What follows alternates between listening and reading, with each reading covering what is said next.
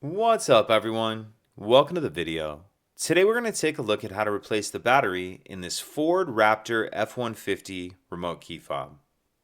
This Ford Raptor key fob is going to use replacement battery CR2450, and I'll put a link in the description box of this video to where you can find these replacement batteries if you're in need.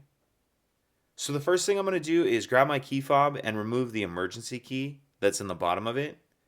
That's done by pressing this button here that my thumb's on, and the emergency key will pull out like that.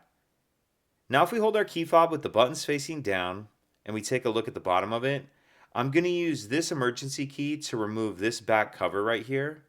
And how I'm going to do that is I'm going to come over to this slot right here that I'm touching with the end of the key, and I'm going to stick it in that slot. It doesn't go in very far, but just push it in a little bit that it does go in, push it in all the way.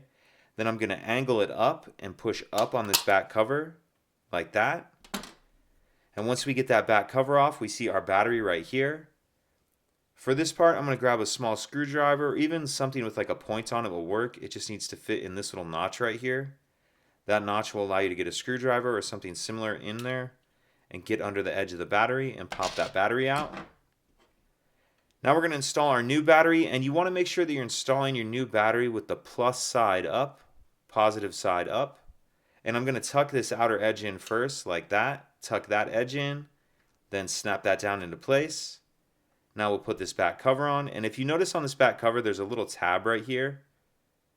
What I'm going to do is angle this in like this, slide that tab in, then snap the cover on, slide our emergency key back in, and that's it.